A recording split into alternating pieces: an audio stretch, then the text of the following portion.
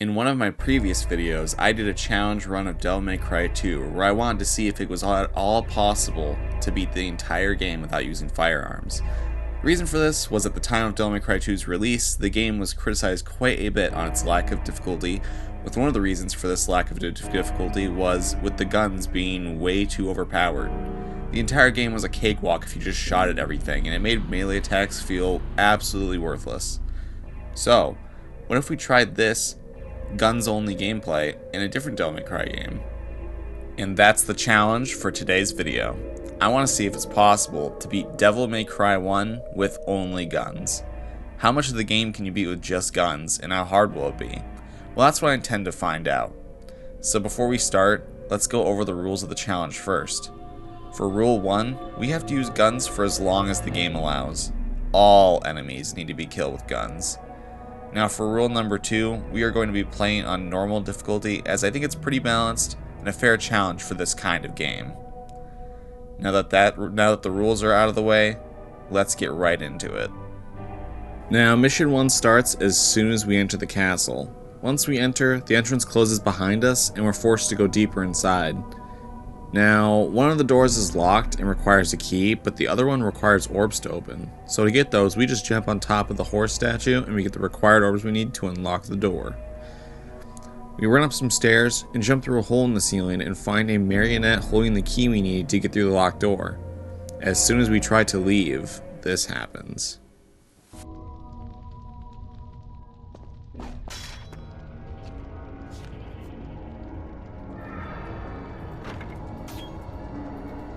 As scary as these marionettes look, it turns out that they're absolute pushovers. Just blast them with ebony and ivory and they will go down quite fast. Once we kill all the marionettes in our way, we run back to the locked door and open it. We can't open the door in this room just yet, and the only thing we can do is hit the emblem on the wall. I tried shooting with my guns, but it wasn't working, so I was forced to hit with my sword. We get lowered into an underground arena where we fight more marionettes. Mash the shoot button as fast as you can and they'll die before they even reach you. After they die, we can step back on the platform and we get back to the room with the locked door. And once we do that, more marionettes show up, so we blast them. Once that's over, the door will unlock and we can proceed to the next mission.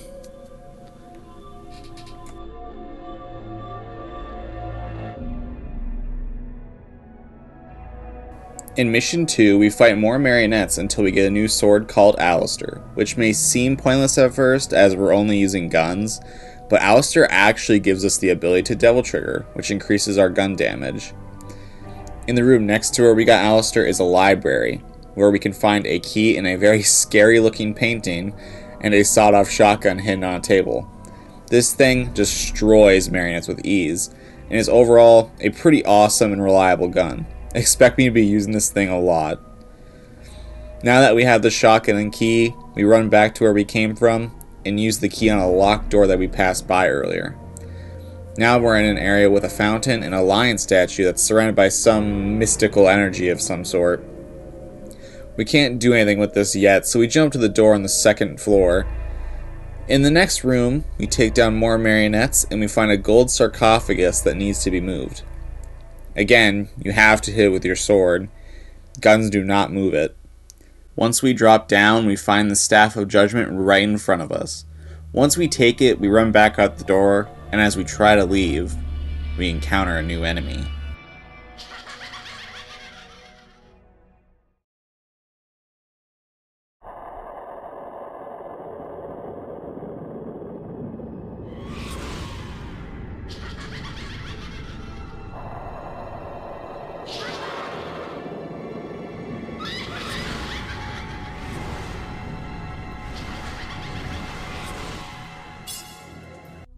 These are the Sin Scissors, and just like the puppets, they die from a few blasts from the shotgun. They don't pose any real threat as they get stunned whenever you shoot them with the shotgun. So once they're taken care of, we run back to where we got Alistair and place the staff into the fresco of the cathedral doors, which lets us complete the mission. In Mission 3, we have to find a way to obtain the Pride of Lion. We can't take the stone just yet, but by examining it, it opens one of the doors for us. We cross a bridge where we find some orbs, an insignia, and an epitaph.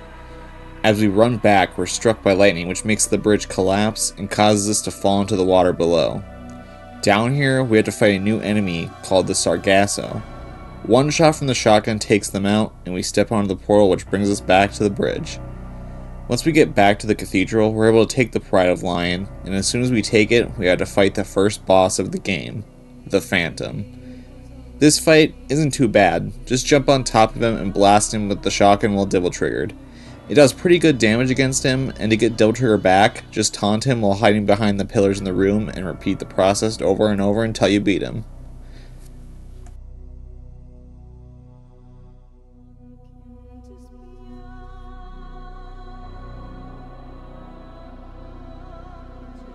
In Mission 4, we need to run back to the fountain area and use the Pride of Lion on the force field surrounding the statue. Now that the force field is gone, we're able to hit the statue, which causes a new enemy called the Shadow to appear. These are one of the tougher enemies in the game. Normally to beat these guys, you blast them with your guns until they turn into an orb and then whack them to death with melee, but there's actually an easier method. Wait for them to do their spear attack, and right when they're about to shoot out their spear, jump up so that you land on top of it. The Shadow is most vulnerable like this, so shoot as fast as you can, and it will enter its dying state. Then just wall jump over and over to dodge its grab attack. Once it's dead, we go through the now unlocked door. We run up the stairs and grab the death sentence and use it on the statue in the bedroom, which drops the melancholy soul. When we grab it, Nello Angelo appears, and now we have to fight him. This fight isn't too bad. Nello is faster and a little harder to dodge, but the shotgun does pretty good damage against him, and combining that with Devil Trigger helps even the odds. Once he's beaten, we get some of the funniest voice acting ever.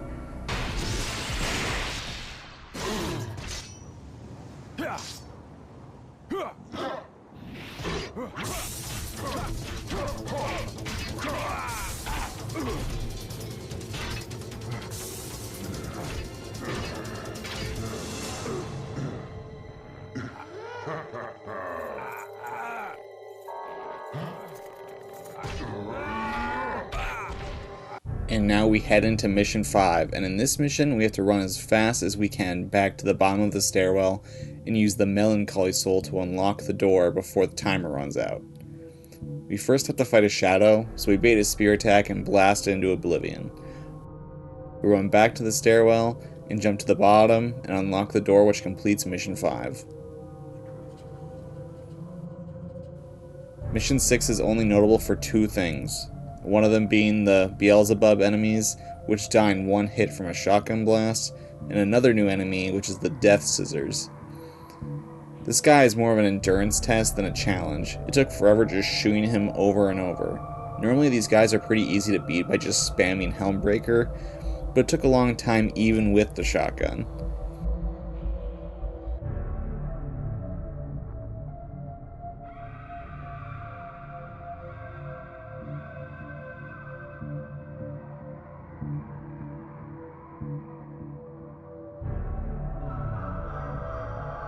But once we beat him, we grab the guiding light and start Mission 7. This mission is really quick, as all we need to do is just run back to the bedroom where we use the death sentence, and use the guiding light on a door. The only danger of this mission is that you slowly lose health over time, but there's plenty of green orbs around, so it's pretty hard to die. In Mission 8, we fight Phantom again, and instead of fighting him normally, we instead bait him into jumping on top of the glass ceiling. After he does it a few times, he'll fall to his death.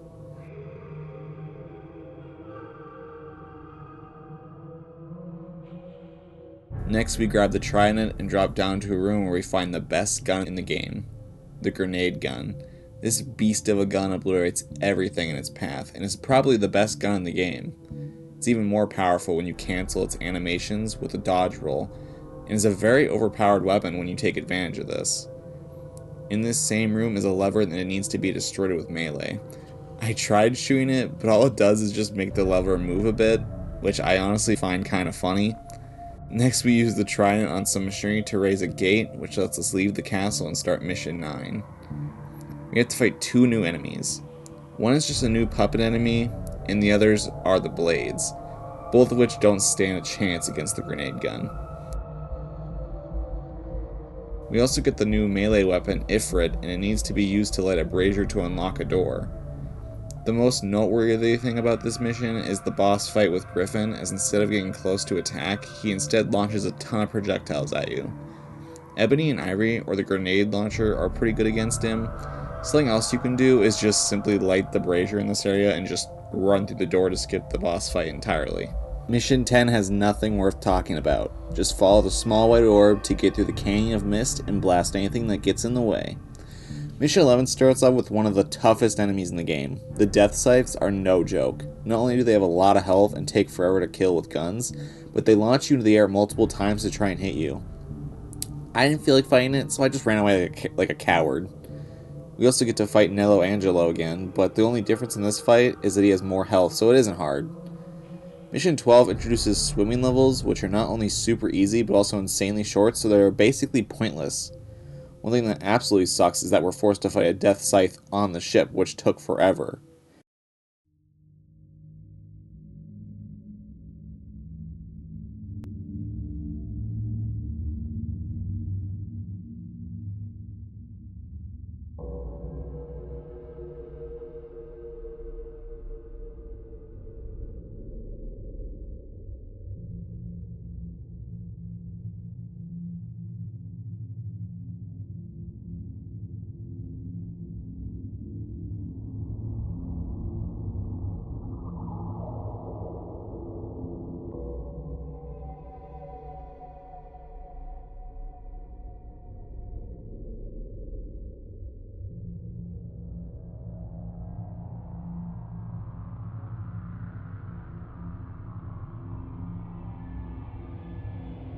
We also fight Griffin again, who uses a new attack which makes no sense, and I don't even know what it is. If the attack touches you, it launches you in the air, and then tries to hit you. It seems to have less health than the first fight, so he goes down even quicker this time.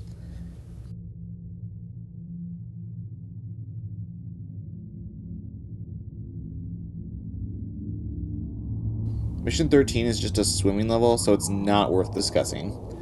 Nothing notable happens other than this really annoying section where you have to dodge spikes. I'm so bad at dodging them, so I just jump through it and pray that I don't get hit.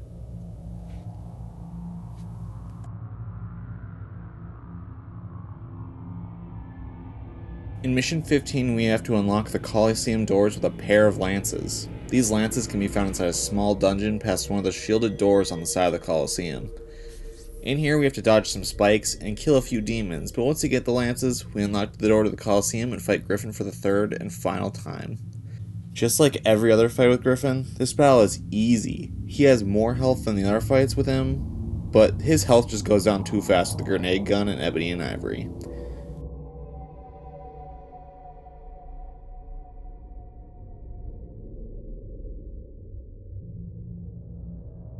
Once the fight's over, we grab the Wheel of Destiny and make our way back to the castle and use the Wheel of Destiny to lower the drawbridge. This inside of the castle is different from the last time we were here, and we get to fight a new enemy called Plasma. These guys are somewhat harder to fight with melee, as they have the ability to split into multiple copies of themselves, but a few shots from the grenade gun destroys them. This mission also introduces Nightmare. He starts off the fight in a liquid form, and if you get too close, he will suck you into a small pocket dimension where you have to fight a few Sargasso and a boss you previously fought before. But if you beat it, it will take off a chunk of health from Nightmare's health bar. You can't do this multiple times, unfortunately, as if you do it a second time, it just does a little bit of damage. Since we can't do it multiple times, we have to hit the emblems on the wall to make him turn into a physical form. Wait for the orb on his body to appear and shoot it until he turns into a liquid. Repeat the process until he's dead.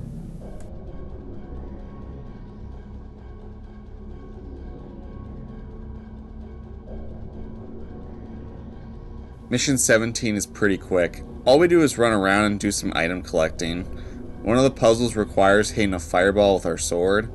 I tried hitting it with a grenade, but it just didn't work out. We also fight some frosts, which have a good amount of health and do pretty good damage if they hit you, but they're easy to stunlock with Devil Trigger and the grenade gun. And just like Griffin, we get to fight Nello for the last time. He has more health and does more damage. He is also able to use summon swords during the fight, which I am just awful at dodging. I find him much harder to dodge here, as he is more aggressive than his other fights.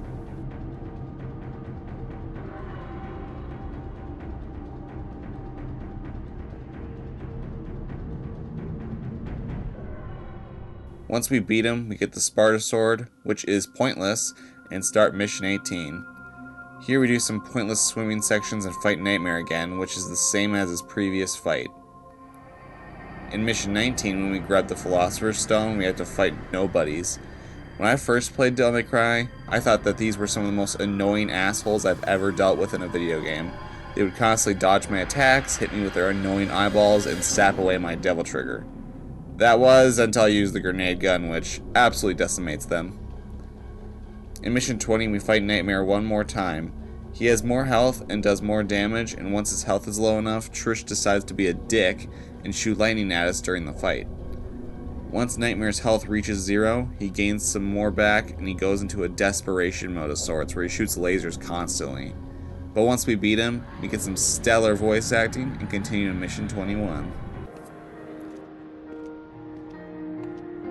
Dante! Don't come any closer, you devil! You may look like my mother, but you're nowhere close to her. You have no soul. You have the face, but you'll never have her fire!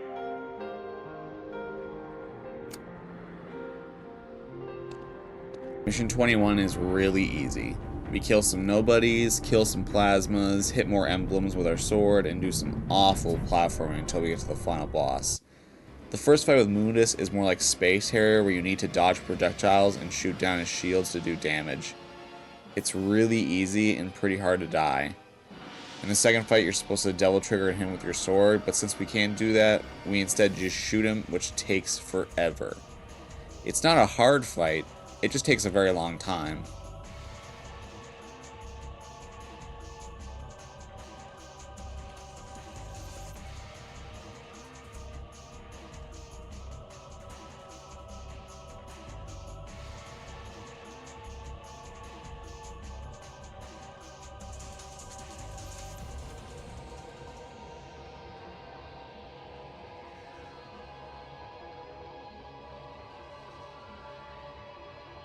Once it's over, we get the greatest video game quote of all time.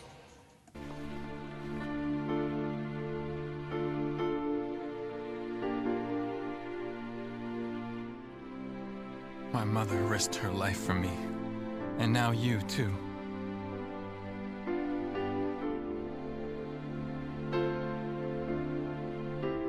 I should have saved you.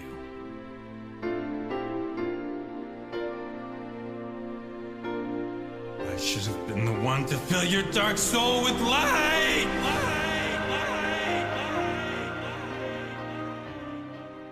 In the last mission, we simply have to run back to the plane room from the beginning of the game. Not too many enemies get in the way, so it's pretty short. Next, we have to fight Mundus for the last time. Grenades do pretty good damage against him, and you'll die before you can get too close. To land the final shot on him, just get close and taunt to get Devil Trigger and blast him. It looks like we have a winner. Jackpot.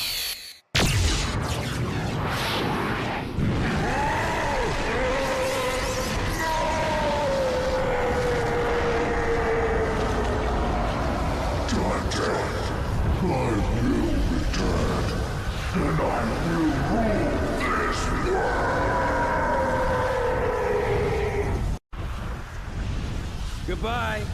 And when you do come back, give my regards to my son, will ya?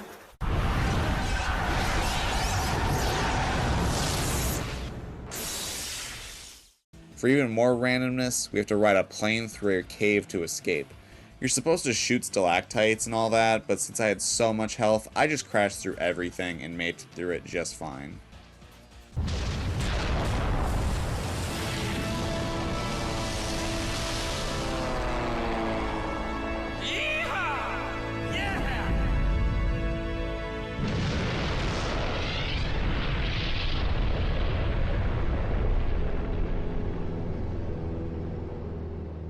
And that's the end of Devil May Cry. Well, you can't beat the game with only guns, you can at least kill everything with just guns. The only time we ever had to use melee was just for hitting objects. I also found this challenge really easy since the guns in this game are way more overpowered than I remember them being. None of the enemies really posed a threat at all, and most of the bosses didn't stand a chance. Well, I hope you at least enjoyed this video, and if you did, I hope you stick around for the next one. I don't know what the next video is going to be, but I have a few ideas. Consider liking and subscribing, and I'll see you in the next video. Later.